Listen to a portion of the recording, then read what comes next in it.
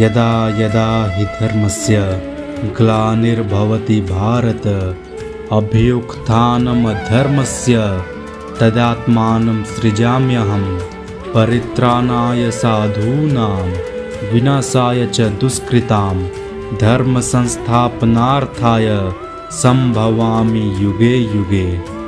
जय जगन्नाथ। आज जो आलोचना करवा चारि विष्णु को लीला। केते विष्णु? चारि विष्णु। तुम मानकर मत आसीपारे बा प्रश्न आसीपारे विष्णु तो जड़े फिर चारि जन केमती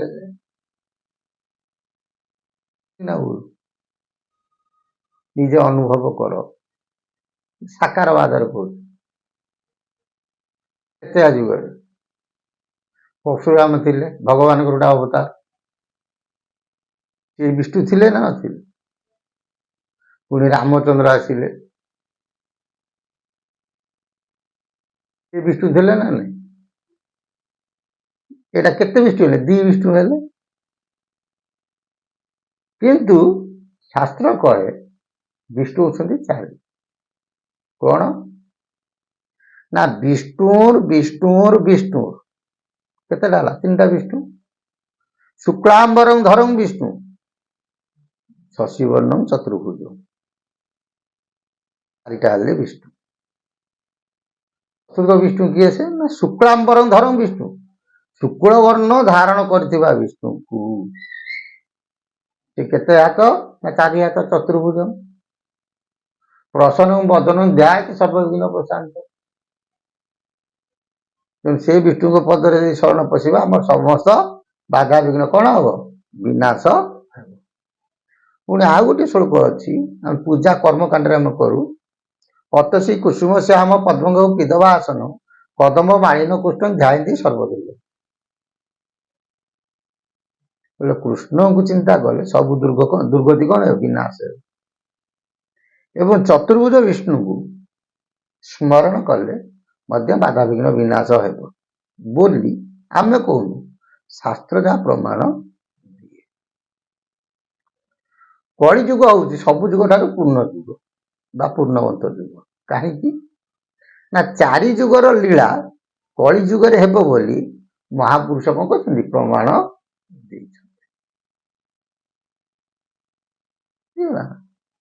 ये कली जुगरे ये चारि विष्णुଙ୍କର ମଧ୍ୟ आविर्भूत घटिବ विष्णुଙ୍କର चारि विष्णुଙ୍କର विष्णु से किए हेबे ना अनंत केशरी ललाट केशरी पद्म केशरी चंद्र केशरी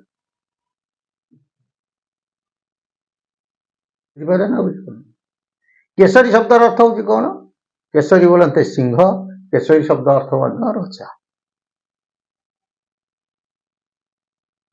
है ये जो चारि केशरी भितर आज तीन केशरी विषय आलोचना करिबा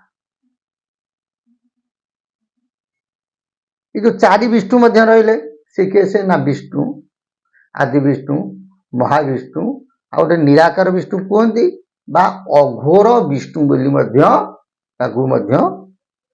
शास्त्र प्रमाण दिए अघोर विष्णु से निजे अघोर बोलते शिव अघोरी नुह अघोर बोलते शिव एवं विष्णु बोलते विष्णु बा हरिहर रूप से जी थे सी गोटे विष्णु ये जो चारि विष्णु चारि केशरी रूप में कौन है कलिर शेष समय मर्त्य मंडल विद्यमान ग्रहण चारि विष्णु लीला खेला कर चारि कलंकी लीला खेला करेंगे आगुरी कही ब्रह्म कलंकी आदि कलंकी सत्य कलंकी कलंकी कहुई ना कहे आलोचना होती सेमती अनंत केशरी ललाट केशरी पद्म केशरी चंद्र केशरी तीन केशरी आज आलोचना करवा आ गोटे केशरी विषय पचर आलोचना अनंत केशरी किए से ललाट केशरी किए से पद्म केशरी किए से महापुरुष शिशुआनंद कलिजुग पुराण रे कथा लिपिबद्ध अछि ହେଲା। କହିଲେ ଅନନ୍ତ କେଶରୀ ରେବତୀକାନ୍ତ, ଲଲାଟ କେଶରୀ ଶ୍ରୀ ଜଗନ୍ନାଥ, ପଦ୍ମ କେଶରୀ କ୍ଷୀରାର୍ଣ୍ଣବ ସାଇ, ତେଜ ସ୍ୱରୂପ ଯେ ବ୍ରହ୍ମଟି ସେଇ। ବଢିଆ କଥା କହିଲେ।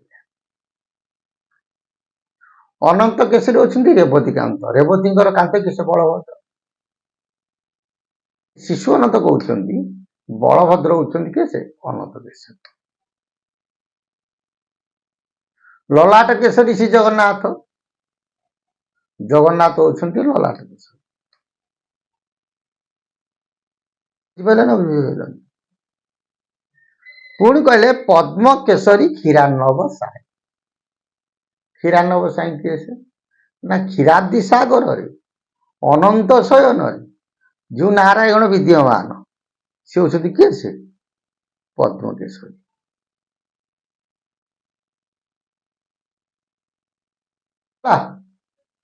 ଅବତାରୀ ପୁରୁଷ ହେଲେ 2 ଏବଂ ସ୍ୱୟଂ କ୍ଷୀରାବ୍ଦି ସାଗର ବିଷ୍ଣୁ ହେଲେ 1, ମିଶି କେତେ ହେଲେ 3। ये 3 ଜଣ ହେଲେ 3 କେଶରୀ ରୂପରେ ବିଦ୍ୟମାନ। କିନ୍ତୁ ଉପର 2 ପାରାକୁ ଆମେ ତର୍ଜମା କରିବା, ଅନନ୍ତ କେଶରୀ ରେବତୀକାନ୍ତ, ଲଲାଟ କେଶରୀ ଶ୍ରୀ ଜଗନ୍ନାଥ। ଏଠି ଶିଶୁ ଅନନ୍ତ କଥା କହିଲେ। ଅଚ୍ୟୁତାନନ୍ଦ ମହାପୁରୁଷ କଣ କହୁଛନ୍ତି? ଆଉ ଗୋଟେ ଭଲ କଥା ମନେ ରଖିଥ, ବଳରାମ କେମିତି ରଜା ହେଲେ? ଅନନ୍ତ କେଶରୀ ଯଦି ଏଠି ବଳଦେବ ହେଲେ, ଲଲାଟ କେଶରୀ ହେଲେ ଜଗନ୍ନାଥ। ଆମେ ଟିକେ ତ୍ରେତୟା ଯୁଗକୁ ପଳେଇବା। ରାମ ଏବଂ ଲକ୍ଷ୍ମଣ, ଲକ୍ଷ୍ମଣ ଯିଏ ଥିଲେ କିଏ? ଶେଷନାଗ ଅନନ୍ତ। ଏବଂ ନାରାୟଣଙ୍କ ଅଂଶରୁ ଥିଲେ କିଏ ସେ? ସ୍ୱୟଂ ମର୍ଯ୍ୟାଦାବାନ ପୁରୁଷୋତ୍ତମ ରାମଚନ୍ଦ୍ର।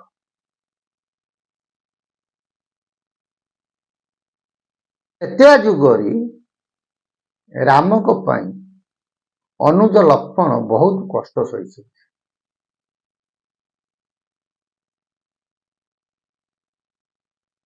କଷ୍ଟ ସହିଲା ପରେ ରାମଚନ୍ଦ୍ର ସ୍ୱୟଂ ନାରାୟଣ ଲକ୍ଷ୍ମଣକୁ ବର ଦେଇଥିଲେ, ହେଲେ ଭାଇ ତୁ ସାନ ହେଲେ ମଧ୍ୟ ମୋ ପାଇଁ ବହୁତ କଣ କରିଛୁ? କଷ୍ଟ ସହିଛୁ। କୋଉ ଭାଇ ଏମିତି ସହିବେ ନାହିଁ। ତେଣୁ କରି ତୁ ଗୋଟେ ଜନ୍ମରେ ବଡ ହବୁ, ମୁଁ ଗୋଟେ ଜନ୍ମରେ କଣ ହେବି? ସାନ ହେବି। ଚାଲିଲା, ରାମଚନ୍ଦ୍ର ବର ଦେଲେ, ଦ୍ୱାପର ଯୁଗ ଆସିଲା, ଲକ୍ଷ୍ମଣ ହେଲେ ବଡ, ବଳଦେବ ହେଲେ, ରାମଚନ୍ଦ୍ର ହେଇକି ଅବତାର ହେଲେ କଣ? କୃଷ୍ଣଚନ୍ଦ୍ର ହେଇକି ଆସିଲେ। ହେଲା ପରେ ଦ୍ୱାରିକାରେ କଣ ହେଲା? ଯାଇକି ରହିଲେ, କିଏ ସେ? କୃଷ୍ଣ ବଳରାମ। ରହିଲା ପରେ କଣ ହେଲା? ସେଇଠୁ ରୈବତ ରଜାଙ୍କର କନ୍ୟା ହଉଛନ୍ତି କିଏ? ସେ ରେବତୀ। ରେବତୀଙ୍କୁ ବିବାହ ହେଲେ କିଏ ସେ? ବଳଦେବ। ବିବାହ ହେଲା ପରେ ଶ୍ୱଶୁରଙ୍କ ଜାଗାରେ ରହିଲେ କିଏ ସେ? ବଳରାମ ରହିଲେ ଏବଂ କୃଷ୍ଣ ରହିଲେ। ରଜା ଜଣେ ଦରକାର ରାଜ୍ୟର। ଯେତେବେଳେ ରଜା ହେବା ପାଇଁ ଯୋଜନା ହେଲା, ବୟସର ବଡ କିଏ ସେ? ବଳଦେବ। ବଳଦେବ ରଜା ହେବା କଥା। କୃଷ୍ଣ ଅପୋଜ କଲେ, ନାଇଁ ଭାଇ ତମେ ରଜା ହେଇପାରିବ ନାହିଁ। ବଳଦେବ ସେଇଠୁ କଣ କଲେ? ମାନେ ମନ ଦୁଃଖ କଲେ। ବଳଦେବଙ୍କୁ ମାୟା ଗ୍ରାସି ଯାଇଛି, ସେ ଜାଣି ପାରୁନାହାନ୍ତି, ଭାଇ ଭାଇରେ ସମ୍ପର୍କ ହେଇଯାଇଛି। ରୁକ୍ମିଣୀ ସେଇଠୁ ସ୍ୱୟଂ ନାରାୟଣ ଡାକିଲେ। ବଳଦେବ ଥାଆନ୍ତି, ରୁକ୍ମିଣୀ ଆସି ଛିଡା ହେଲେ, ଠାକୁର ସେଇଠୁ ମାୟା କଲେ। କାରଣ ବଳଦେବଙ୍କ ଚେତନା ଫେରିବ କେମିତି? ସେଇଠି ସେ ଦେଖିଲେ କଣ ନା ତ୍ରେତୟା ଯୁଗର ଲୀଳାଟାକୁ ବଳଦେବ କଣ କଲେ? ଅନୁଭବ କଲେ। କୃଷ୍ଣ ଥିଲେ ସ୍ୱୟଂ ନାରାୟଣ ରାମଚନ୍ଦ୍ର ଏବଂ ରୁକ୍ମିଣୀ ହେଉଛନ୍ତି ମା ଲକ୍ଷ୍ମୀ ଠାକୁରାଣୀ। ବଳଦେବ ହେଉଛନ୍ତି କଣ? ଲକ୍ଷ୍ମଣ। ପୁଣି ଆଉ କେତେ ଜାଗାରେ ପ୍ରମାଣ ଆସେ ବଳଦେବ ସେଇଠି ଦେଖିଛନ୍ତି ତାଙ୍କ ସ୍ୱରୂପ କଣ, ସେ ଶେଷନାଗ ଅନନ୍ତ ଏବଂ କୃଷ୍ଣ ଆଉ ରୁକ୍ମିଣୀ ଇଏ ହଉଛନ୍ତି ଲକ୍ଷ୍ମୀ ନାରାୟଣ। ଯାହା ହେଉ ଦୁଇଟି ମତରୁ ଯେଉଁ ମତ ହୋଇଥାଉ, ବଳଦେବ ସେଇଠୁ ନିଜକୁ ନିଜେ ଜାଣିପାରିଲେ ମୁଁ ପ୍ରଭୁଙ୍କର ଦାସତ୍ୱ। ସେ ସେଠୁ ଚୁପ୍ ହେଇକି ରହିଲେ। କୃଷ୍ଣ ସେଠୁ କଣ ହେଲେ, ରଜା ହେଲେ। ବୟସରେ ବଡ ହେଲେ କିନ୍ତୁ ରଜା ହେଲେ କିଏ? ସେ ସ୍ୱୟଂ କୃଷ୍ଣଚନ୍ଦ୍ର, କାରଣ ବ୍ରହ୍ମ ସ୍ୱରୂପ ସ୍ୱୟଂ ନାରାୟଣ। ସେମିତି କଳି ଯୁଗର ଅନ୍ତିମ ସମୟ, ଅନନ୍ତ ଯୁଗ ଯେତେବେଳେ ଅବତାର ହବ, ସାନ ଭାଇ କେବେ ହେଲେ ବଡ ହେଇପାରିବ କି? ବୟସରେ ବଡ ହେଇପାରନ୍ତି, ସେ ରଜା ହେଇପାରିବେ କି? ଶିଶୁ ଅନନ୍ତଙ୍କ ଲେଖା ଉପରେ ଅଚ୍ୟୁତ କାଟିଦେଲେ।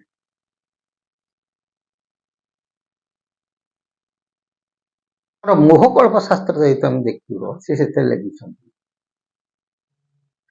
ଅନନ୍ତ କେଶରୀ ଶ୍ରୀ ଜଗନ୍ନାଥ,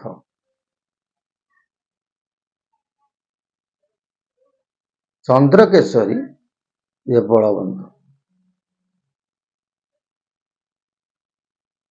ପଦଟି କଣ କହୁଛି ନା ଅନନ୍ତ କେଶରୀ ନାମ ଶ୍ରୀ ହରି, ବଳଦେବ ନାମ ଚନ୍ଦ୍ରକେଶରୀ।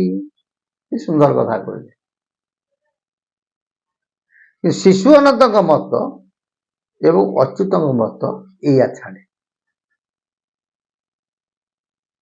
କିପରି ସମାଧାନ ହବ? ଅର୍ଥ ଶେଷକୁ ବାହାରିବ ଗୋଟିଏ ଅର୍ଥ,